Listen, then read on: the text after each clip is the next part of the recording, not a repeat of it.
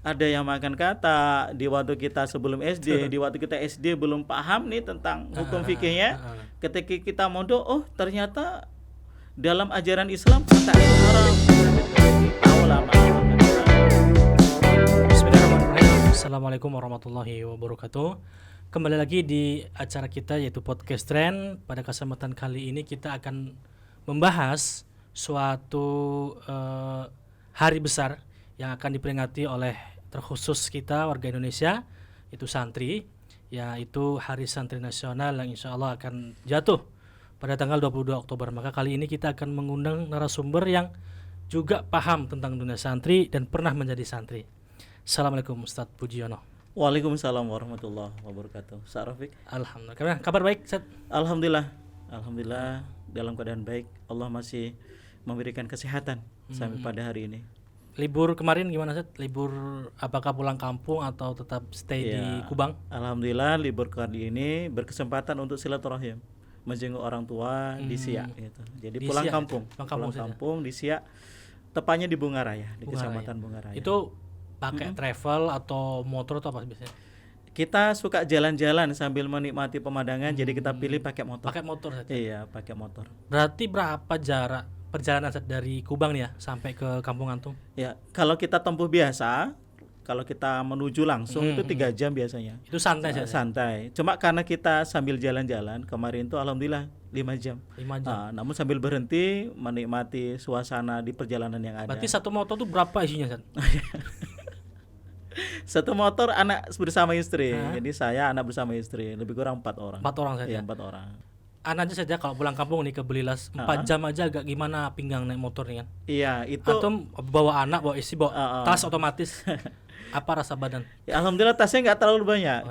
Tasnya nggak terlalu banyak karena dulu di waktu Idul Fitri kita sudah titipkan sebagian barang-barang. Berarti sebagian baju-baju udah ada di rumah. Udah di rumah. Untuk stay ketika Untuk liburan. stay, betul.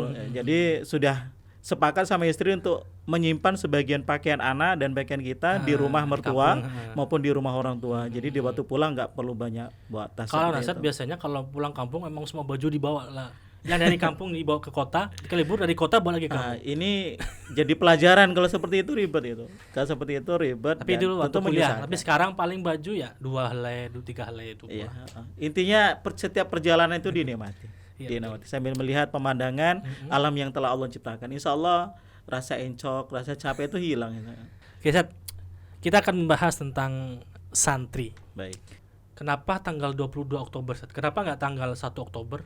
Atau tanggal 10 Oktober? Kenapa harus 22 Oktober, Ustaz? Iya, baik, terima kasih Sarafik. Jadi sedikit saya jelasin ya tentang Hari Santri ini. Yang pertama harus kita pahami bahwasanya Hari Santri ini ya hari di mana ya pemerintah Indonesia melalui keputusan Presiden nomor 22 tanggal 15 ya tahun 2015 tanggal 15 Oktober ya. Tanggal 15 Oktober tahun 2015 ya, pemerintah Indonesia ketika itu Presiden Joko Widodo memutuskan keputusan Presiden nomor 22 ya kan, nomor 22 tahun 2015 ya. Untuk memperingati Hari Santri. Oleh sebab itu yang pertama harus kita jelasin bahwasanya apa itu Hari Santri dulu. Hari Santri itu peringatan setiap tanggal 22 Oktober setiap tahunnya di Indonesia untuk mengingat, mengenang, meneladani ya semangat juang para ulama dan santri yang telah berjuang merebut kemudian memerdekakan Indonesia. Karena besarnya jasa ulama dan santri melalui ya keputusan Presiden ini, kita warga negara Indonesia diajak untuk memperingatinya sebagai bentuk bahwasanya ulama dan santri itu telah memberikan jasa yang luar biasa terhadap berdirinya negara sampai nyawa pun dikasih. Iya, semuanya dikasih. Harta benda, nyawa, kehilangan anggota tubuh, sanak keluarga. Disebut pahlawan ini mungkin kalau disebutkan satu persatu berapa nama santri itu? Sangat banyak. Yang mungkin yang sekarang pun mungkin kebanyakan yang kita kenal mungkin ada juga yang dulu santri saja. Ada. Cuma kan kebanyakan yang mungkin meninggal ketika masih jadi santri itu banyak juga. Banyak. Itu kan perlu diapresiasi saja. Betul. Penghargaan bagi santri juga perlu. Kalau kita sebutkan satu persatu tentunya terlalu banyak, Namun di antara tokoh nasional yang dulunya adalah seorang santri, di antara kita pasti mengenal Haji Omar Said Cokro Aminoto. Dulu pernah ya berkiprah di organisasi politik Syarikat Islam. Kemudian kita di masa modern ini juga kita mengenal nama Hidayat Nur Wahid ya. Di tahun 2015 dulu juga menjadi wakil ketua MPR RI ya. Ketika masa pemerintahan Joko Widodo jilid pertama seperti itu. Jadi kalau kita sebutkan satu persatu tentunya tak tersebutkan. Tapi kalau kita melihat dan ingin memberikan bukti bahwasanya santri ini telah berkiprah di negara ini, banyak tokoh-tokoh juga dari alumni dari pesantren santri, yang masih hidup sampai masih sekarang banyak, ini. ya. Seperti itu. Bahkan juga yang mungkin jadi menteri, ya kan? jadi dubes dan lain sebagainya, Iya, banyak. iya. Nggak tercatat lah Nggak nama-namanya. tercatat ya. Saking banyaknya seperti itu, Sarofik. Dan perlu kita ketahui juga, bahkan pernah saya lihat juga di film Sang Kiai saya tidak salah. Iya. Itu bagaimana perjuangan santri di daerah Jawa Timur terkhusus bagaimana menghadapi Jepang. Bahkan ada tuh adegan di mana santri kena granat. Saya lupa nama pemerannya, nama tokohnya. Itu yang membuat saya berpikir, oh, santri dulu seperti ini ya. Sangat besar perjuangan pengorbanannya untuk Indonesia. Tapi seperti yang kita ketahui sekarang, banyak orang-orang yang membenci pesantren. Statement antum gimana Ustaz tentang hal-hal yang demikian? Iya, baik. Ini agak sensitif Nah, sebenarnya. nggak apa-apa kita. Baik, Sarofik, saya sedikit mencoba menjawab. Yang pertama kita harus ketahui bahwasanya bangsa ini telah sepakat dengan diputuskannya keputusan Presiden tahun 2005 tersebut untuk memperingati Hari Santri, bahwa bangsa ini telah mengakui umat Islam, kaum muslimin terkhusus ya, melalui peran ulama dan santri telah memberikan sumbangsih yang besar terhadap bangsa ini. Betul. Di antara sumbangsih yang bisa kita lihat yang melalui pelajaran sejarah, di antaranya perjuangan kemerdekaan Indonesia. Bahkan sebelum Indonesia merdeka, ketika Indonesia masih berbentuk kesultanan di Kepulauan Nusantara ini, sesungguhnya ulama dan santri telah berjuang mengangkat senjata dalam mengusir penjajah. Kemudian di pergerakan nasional ya, kebangkitan nasional tahun 1908 ya, walaupun kita punya versi sendiri umat Islam, terkhusus pribadi saya ya, pergerakan nasional itu telah dimulai ya. Santri telah menyumbangkan ide pikirannya dengan mendirikan organisasi Syarikat Dagang Islam tahun 1905. Ini di pergerakan nasional di mana umat Islam menyadari bahwa untuk mengusir penjajahan itu tidak cukup hanya mengangkat senjata. Betul. Perlu ada usaha kooperatif melalui organisasi politik. Maka umat Islam berperan ya, umat Islam kembali berperan di dunia politik. Kemudian di waktu Sumpah Pemuda tahun 1928, umat Islam melalui organisasi kepemudaannya, kita kenal ada Jong Islami Tenbon ya, kembali ikut berkiprah untuk menyatakan diri bahwasanya kita ini berbangsa yang satu, bertanah air yang satu, kemudian berbahasa yang satu, yakni bahasa Indonesia. Kemudian di era kemerdekaan juga umat Islam kembali ya, membuktikan bahwasanya umat Islam ini punya peran, punya andil yang besar terhadap proklamasi kemerdekaan Republik Indonesia tanggal 17 Agustus tahun 1945. Sampai hari ini kita melihat banyak tokoh-tokoh dari alumni pondok pesantren yang telah berkiprah ya. Betul. Jauh kalau kita baca sejarah, jauh sebelum adanya Indonesia sampai hari ini. Oleh sebab itu, kita selaku anak bangsa harus mengerti tentang sejarah, bagaimana dulu negara Indonesia tanpa peran umat Islam ya, yang telah memberikan investasi terbesar, mungkin kita nggak akan pernah mendengar ada negara Indonesia seperti itu. Karena santri tadi saya, bahkan sang proklamator Soekarno pun pernah menyanti kepada Hos Cokro Aminoto, betul ya. Jadi nyantri juga. Ketika Soekarno itu ya menempuh pendidikan di kota Surabaya, tepatnya ya, Soekarno adalah murid satu di antara banyak muridnya Hos Cokro Aminoto. Kalau kita kenal, selain Soekarno juga Hos Cokro Aminoto punya murid ya. Di antara yang terkenal yang menjadi tokoh komunis, dalam pembahasan podcast kemarin kita telah sebutkan ya, Semaun ya, Semaun, Alimin, Darsono gitu. Itu adalah murid-murid Hos Cokro Aminoto. Namun dalam perkembangan selanjutnya ya, sesama murid Hos Cokro Aminoto ini punya pola pikir, punya beda pemahaman yang berbeda dalam memerdekakan Indonesia. Ya, berarti intinya guru boleh sama tapi pemikiran kadang berbeda. Sama santri kita lah belajar di IBS ini sama gurunya antum. Nanti setelah mereka lulus mungkin punya pemikiran sendiri-sendiri. Iya, dan ini tapi khusus untuk pelajaran Hos Cokro Aminoto yang memiliki murid yang berbeda pandangan ini, harapan saya tidak terjadi di IBS kayak gitu. Karena kita guru-guru IBS telah mengajarkan nilai-nilai Islam. Harapannya nilai Islam inilah yang menjadi kesamaan mereka.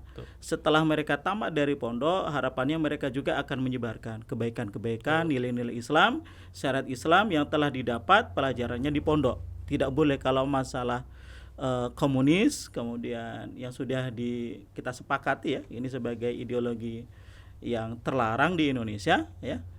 Belajar dari kisah Hos Cokro Aminoto tentang murid-muridnya yang beda pandangan, ya secara pribadi saya katakan untuk pondok IBS semoga murid-murid kita tidak ada yang berbeda dalam ideologi. Kalau dalam pemikiran yang lain selain agama. Kalau pemikiran yang lain, ya, silakan. Agama kan masalah akidah. Itu insya Allah akan tetap seperti itu karena kita mengajarkan yang seperti demikian. Kalau masalah kayak politik mungkin itu harapan kita santri-santri kita setelah tamat dari pondok mereka bisa mengisi seluruh ruang publik yang ada di negeri setiap ini. Lininya ada setiap lini kehidupan, mau jadi politikus kah, mau jadi tokoh agama, guru ngaji, kan, guru matematika, dokter, tentara, polisi, kita dukung karena santri itu nggak harus jadi ustadz. Santri itu tidak jadi ustadz, tapi harus punya pola pikir seperti ustadz. Ya. Misal dia tentara, tapi ketika disuruh ceramah siap. Disuruh mimpin zikir siap. Akan muncul karakter alumni santri itu bahwasanya setelah tamat pondok ia memiliki budi pekerti yang luhur. Karakter pondok pesantren. Kalau secara umum kita melihat santri itu punya sifat yang santun, lembah lembut, beradab, berakhlak mulia. Dimanapun nanti dia akan bekerja, ditempatkan di segala lini kehidupan di negara ini, ya dia akan tetap menjadi orang yang baik. Dia akan tetap mewarnai segala lini kehidupan di Indonesia ini dengan sesuatu kebaikan, sehingga akan muncul peradaban, peradaban yang baik. Tamadun Islam, peradaban Islam yang diisi oleh alumni-alumni santri di segala jenis bidang kehidupan seperti itu. Itu salah satu peran di santri. Kalau ideologi kita tanamkan satu, ya. Ideologi Pancasila. Kalau akidahnya akidah Islam gitu. Ideologi kita sepakat dalam bernegara ini ideologi Pancasila. Karena Pancasila pun pada dasarnya diambil dari Al-Qur'an. Betul, dari nilai-nilai Islam. Butir-butir Pancasila mulai dari sila pertama hingga sila kelima itu memang bersumber telah disepakati oleh ulama kita ya. Di panitia kecil, panitia 9 ya. Itu nilai-nilai Islam yang dimasukkan. Karena emang kita telah menjalani perjalanan sejarah dari Piagam Jakarta ya, yang sebagian saudara-saudara kita non muslim ya memprotes tentang adanya kalimat syariat Islam, sehingga kita umat Islam ya mengalah untuk mengganti legowo itu demi tercapainya integritas wilayah Indonesia untuk kerukunan umat beragama di Indonesia. Kemudian Indonesia tidak disintegrasi, umat Islam mengalah untuk mengganti Piagam Pancasila di sila pertama khususnya yang berbunyi ketuhanan dengan kewajiban menjalankan syariat Islam bagi pemeluk-pemeluknya. Di poin ini kalimatnya diubah menjadi ketuhanan yang Maha Esa. Seperti itu. Berarti memang dasar daripada berdirinya Indonesia sendiri adalah Islam itu sendiri. Iya, betul. Bahkan santri dan ulama berperan penting, nyawa pun menjadi taruhan mereka sehingga Indonesia sekarang ada seperti sekarang. Betul sekali Sarofik ya. Apa yang dikatakan Sarofik bahwasanya emang kalau kita mau membaca sejarah, mau belajar sejarah, mau mendengarkan dari tokoh-tokoh sejarawan ya, bahwasanya terlalu banyak sebenarnya kalau kita ingin bukti itu terlalu banyak bukti-bukti keterlibatan umat Islam, keterlibatan ulama, keterlibatan santri, mulai dari mempertahankan Indonesia dengan senjata, kemudian mengusahakan kemerdekaan Indonesia melalui jalur politik, kemudian mengisi kemerdekaan Indonesia dengan berdirinya organisasi-organisasi, organisasi masyarakat, organisasi partai politik, ya kan? Umat Islam yang telah diwakili oleh ulama dan santri pasti ada di setiap momen itu. Seperti itu. Berarti kalau untuk antum sendiri kan pernah nyantri, Ustaz? Tenang. Berapa tahun, Ustaz? 3 tahun. 3 tahun, ya. Apa kesan antum selama menjadi santri yang sampai saat ini masih antum pegang, atau mungkin nasihat dari kiai atau dari guru apa yang menjadikan antum saya bangga nih pernah jadi santri, itu apa saja? Oke, baik. Terima kasih Ustaz Rafiq. Pertanyaan antum ini mengingatkan saya ya di tahun 2000. Berarti Di saat 2000 saya mulai nyantri itu tahun 2000 awal ya? Tahun 2000 awal. Ketika itu kami mengenal dengan zaman milenium. Ya, milenium kedua ya, tahun 2000 sampai tahun 2003. Tepatnya di Kecamatan Bungaraya, Kabupaten Siak, saya mondok di situ. Kalau ditanya tentang kesan Ustaz Rafiq, kalau kita mengingatnya mungkin kita akan menangis. Terkesan dengan pengalaman unik kita lah ya. Yang pengalaman aneh-aneh, yang aneh maupun yang tidak aneh seperti itu. Tapi ini nggak perlu dibongkar, itu sudah pondok maupun tradisional saya atau modern? pondok tradisional, Tradisional, ya, ya? pondok tradisional di bawah organisasi Nahdlatul Ulama seperti itu ya. Jadi di antara kesan saya di pondok pesantren ya, baik itu yang dirasakan dulu maupun sekarang di waktu saya sudah menjadi guru di pondok pesantren juga di Kubang ini, ada suatu nilai yang tidak didapat sebenarnya di waktu kita tidak di pondok. Contoh, di waktu saya dulu belum mondok, itu tentang ibadah bolong-bolong. Ya walaupun ketika itu kita belum balik gitu kan. Angin-anginan lah. Ya, kita melihat anak-anak seusia maupun senior kita di atas usia kita itu jarang sekali yang melaksanakan kewajiban ibadah yang wajib seperti sholat seperti itu. Kecuali kalau Ramadan. Ya. Kecuali Ramadan, ramainya di Ramadan itu pun di pekan pertama ya. Sapnya penuh sampai ke belakang. Namun setelah pertengahan hingga akhir Ramadan mulai berkurang, makin maju seperti itu. Kemudian tentang makanan mungkin ya, makanan yang kita belum pahami di waktu kita belum mendapatkan ilmu agama di pondok, itu mungkin sebagian kita melihat saudara-saudara kita tuh belum ngeh mana yang halal, mana yang haram seperti itu. Saya kan dari suku Jawa gitu. Di Jawa dulu saya melihat ada yang makan kata di waktu kita sebelum SD, di waktu kita SD belum paham nih tentang hukum fikihnya. Ketika kita mondok, oh ternyata dalam ajaran Islam kata itu haram seperti itu. Jadi tahulah mana makanan halal, mana makanan haram, kemudian minuman halal, ya minuman haram gitu. Kemudian yang paling terkesan adalah ustadz, ustazah di pondok pesantren itu selalu mengajarkan tentang kebaikan. Betul. Mengingatkan kita terhadap apa sih tujuan manusia diciptakan. Tidak lain hanyalah untuk ibadah. Mereka menasihati dengan lembut ya, sehingga kita hatinya menjadi lembut juga ya. Walaupun bandel nih sebenarnya ya kan, tapi dengan nasihat yang pas, yang santun. Kayak batu ditetes air kan lama-lama hancur ya. Yang terpenting lagi adalah suri toladan contoh dari kiai, dari guru-guru baik ustadz maupun ustazah. Jadi kita merasa perkataannya dengan perbuatannya itu sama, sinkron sehingga motivasi kita untuk berbuat baik yang sama mengikuti mereka itu jadi motivasi tersendiri. Oh, makanya kan ada motivator, ada inspirator. Iya. Motivator hanya ngomong, inspirator betul. Dia ngomong, dia melakukan. Itu yang lebih bagus. Banyak inspirator ya di pondok-pondok pesantren. Ya. Namun ala kulihal ya, ketika ada gonjang-ganjing kejiwaan di tahun 2003 setelah tamat pondok pesantren ya. Waktu itu madrasah aliyahnya karena baru.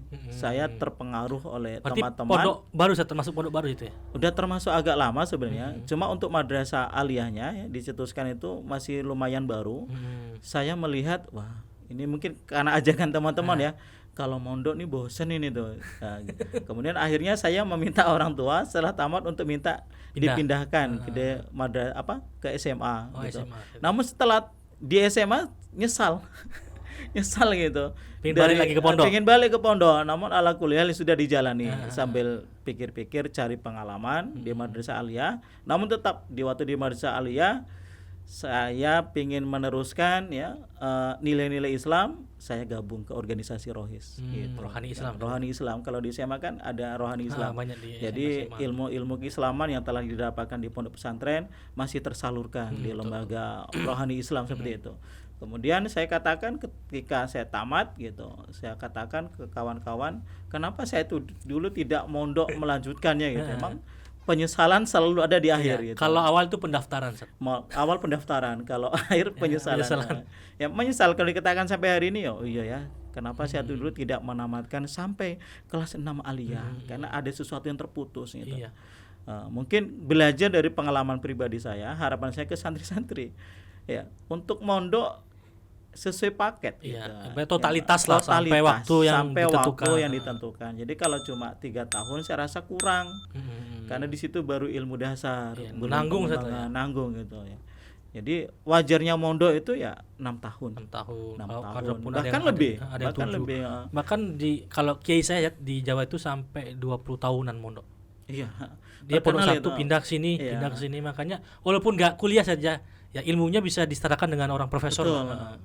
Sudah dikatakan lebih berpengalaman gitu, lebih nyantri ketimbang kita yang hanya setahun, 2 tahun, 3 tahun gitu. Apalagi baru masuk pondok kemudian keluar, belum dapat apa-apa, belum dapat apa-apa. Betul.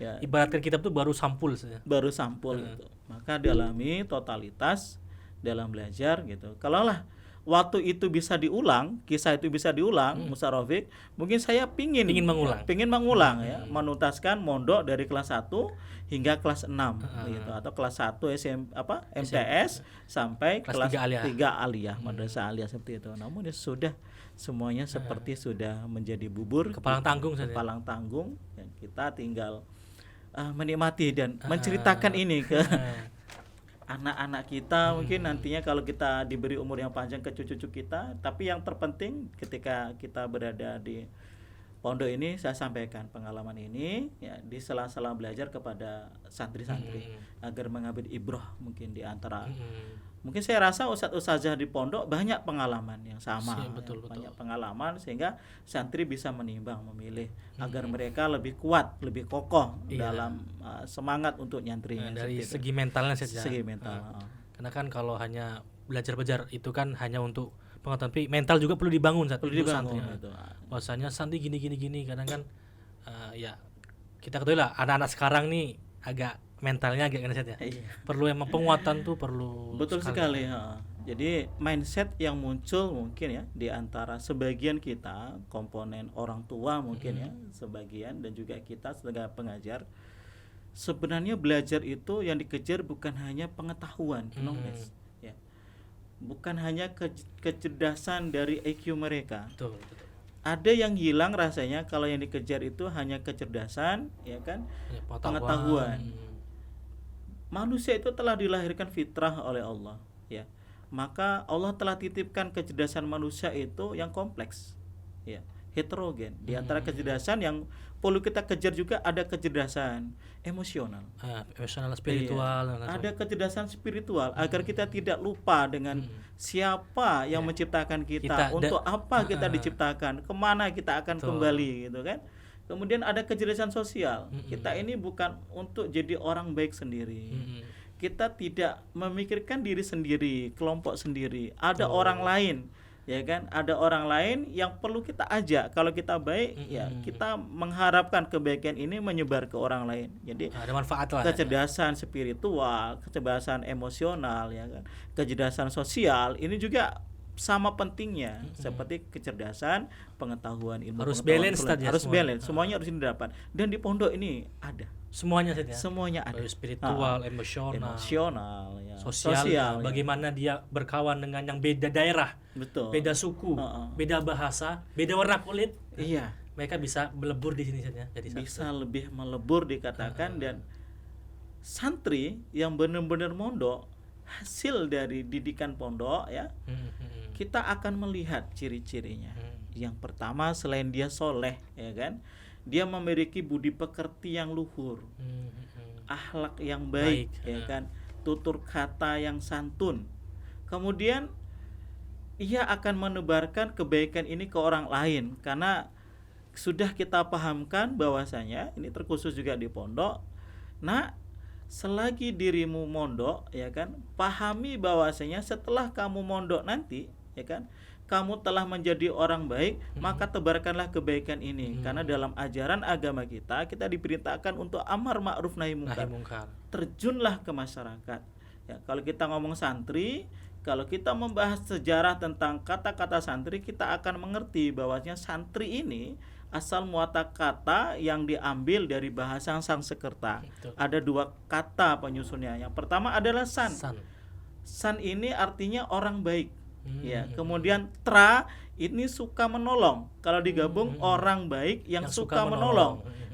Tempat ya di mana santri menimba ilmu ini dinamakan pesantrian atau lebih populer dengan Pesantren. istilah pesantren. Nah, disinilah kalau santri Indonesia, terkhusus santri IBS itu paham tentang jati dirinya kenapa dia mondok, ya tentu setelah dia tamat dari pondok pesantren nanti akan membawa ciri-ciri yang sama sebagaimana santri-santri pondok pesantren di Indonesia gitu.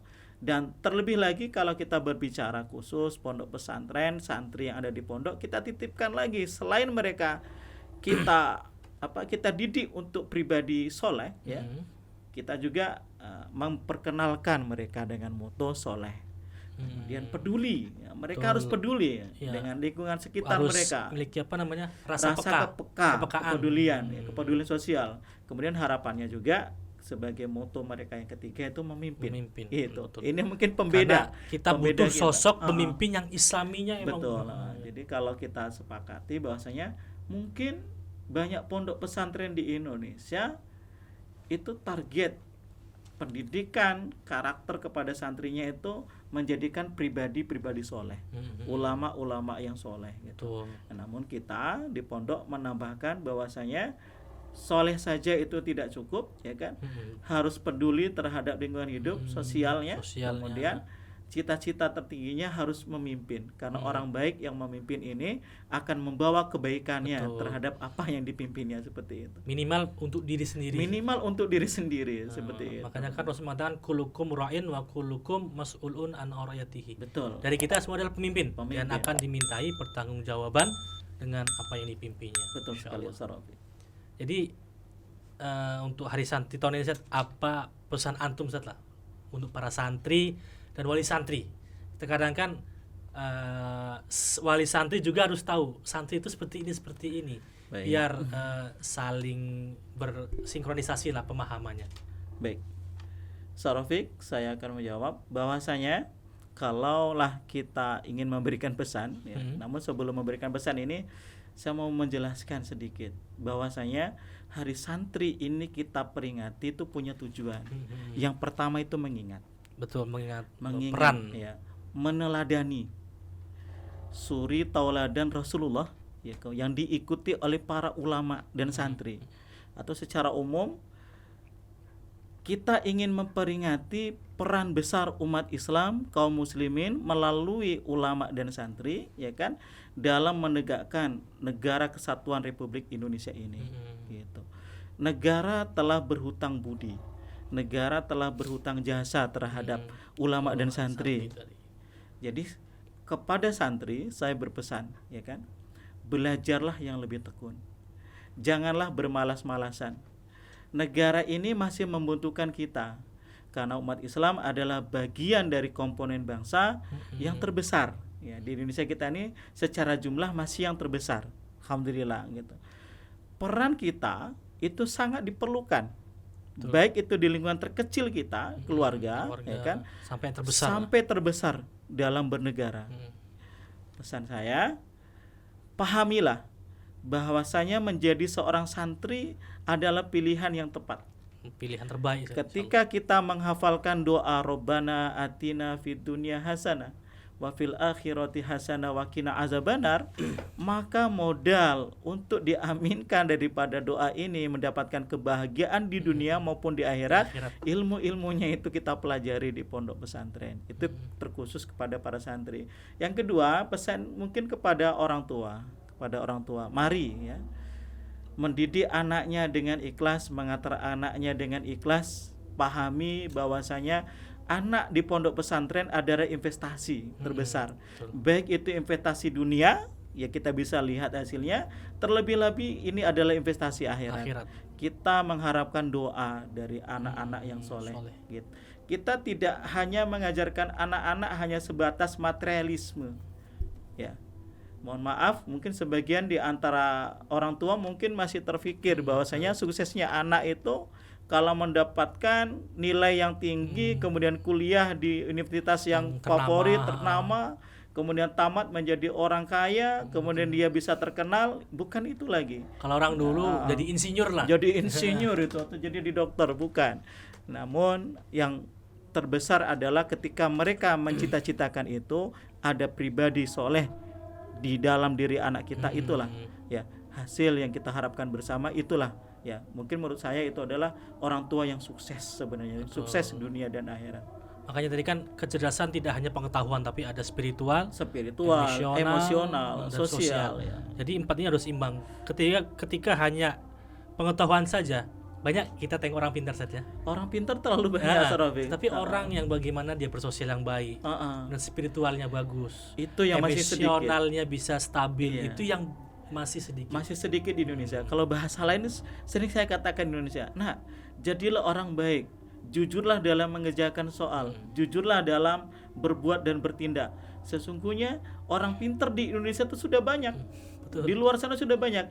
Namun sedikit di antara orang pintar ini yang jujur, yang punya kepribadian bagus, yang bertanggung jawab seperti itu. Nah, jadi saya rasa sudah pas rasanya di waktu kita bersama-sama berjuang ya, mondok mencari ilmu di pondok pesantren.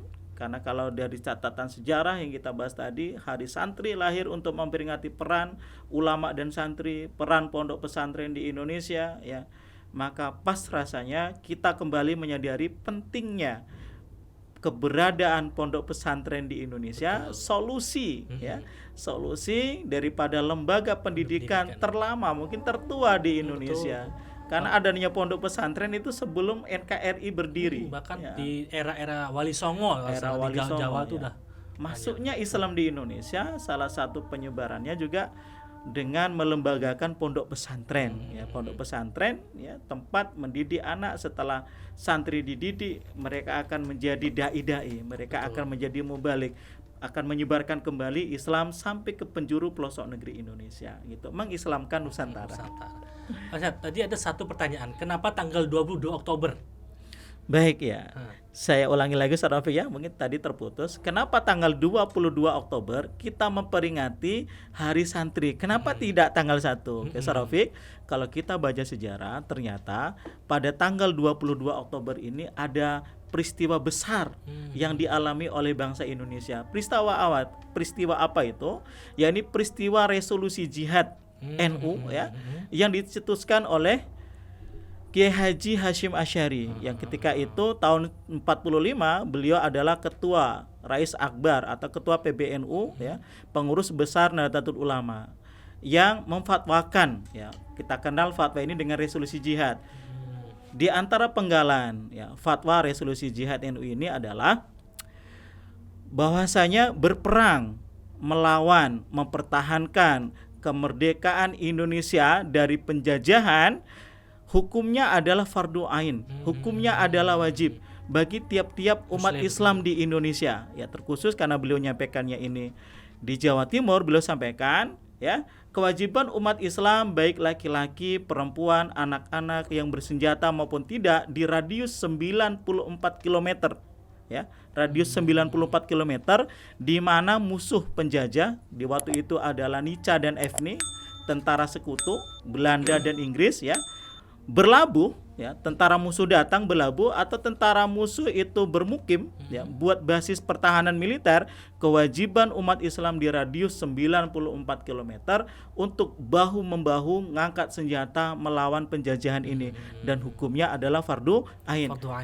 Dan hasil daripada revolusi jihad NU ini, di antara peristiwa sejarah berikutnya yang terinspirasi dari fatwa jihad ini adalah pertempuran Surabaya yang Ustaz Rafiq tadi bilang 10 November. Tanggal 10 November di mana rakyat Jawa Timur terkhusus arek-arek kota Surabaya ya, berjuang bersama dengan semangat ya keislaman, dengan teriakan takbir, dengan semangat jihad menjemput syahid, mereka berhasil mengalahkan penjajah sekutu ya Belanda dan Inggris yang menginginkan kembali menjajah Indonesia. Kalau kita baca sejarahnya itu agak panjang Sarofik, karena setelah Perang Dunia II berakhir ya, Jepang itu takluk terhadap pasukan sekutu dengan dibom atomnya kota Hiroshima dan Nagasaki, ya kan? Ada keadaan vacuum of power di Indonesia, ya kan? Ada kekosongan kekuasaan dari barat, tentara Jepang Dai Nippon ya. Kemudian tentara sekutu belum datang. Tapi alhamdulillah ya, atas rahmat Allah yang Maha Kuasa, pada tanggal 17 Agustus sebelum tentara sekutu datang kita proklamasi, ya kan? Di bulan Agustus tanggal 17 kita proklamasi, ya kan? Kemudian setelah proklamasi, tentara Belanda, tentara Inggris kembali lagi datang ke Indonesia, ya kan? Yang tujuan awalnya sebenarnya katanya mereka itu ingin melucuti tentara Jepang, ya. Namun sebenarnya niat mereka ternyata terbukti ingin menguasai kembali negara Indonesia. Jadi penjajahan ini harus kita hentikan, ya. Kiai Haji Hasyim Asy'ari memutuskan fatwa bahwasanya kewajiban umat Islam untuk membela tanah airnya, ya, hubul watol minal iman, cinta tanah air ya bagian dari iman, dan hukumnya fardhu ain. Inilah yang menjadi semangat, ya, semangat ulama dan santri untuk bahu membahu mengorbankan jiwa, harta, raganya, bahkan nyawa untuk, ya kan, mempertahankan kemerdekaan Indonesia setelah proklamasi 17 Agustus, ya. Agustus, kemudian Oktober, November, ya. Di bulan Oktober kita resolusi jihad, di bulan November ya terjadi pertempuran besar di kota Surabaya. Sebenarnya bukan di kota Surabaya, kalau kita baca sejarah banyak di Semarang, kemudian di Bandung Lautan Api, seperti itu ya. Banyak momen-momen ya, kisah heroik dari para santri dan ulama dalam berjihad mengangkat senjata untuk mempertahankan negara kesatuan Republik Indonesia ini, gitu. Nanti memang NKRI harga mati satu bagi Maka santri. tanggal 22 Oktober inilah ketika Kiai Haji Hasyim Asy'ari mencetuskan fatwa resolusi jihad NU untuk mengenangnya, disepakatilah ya.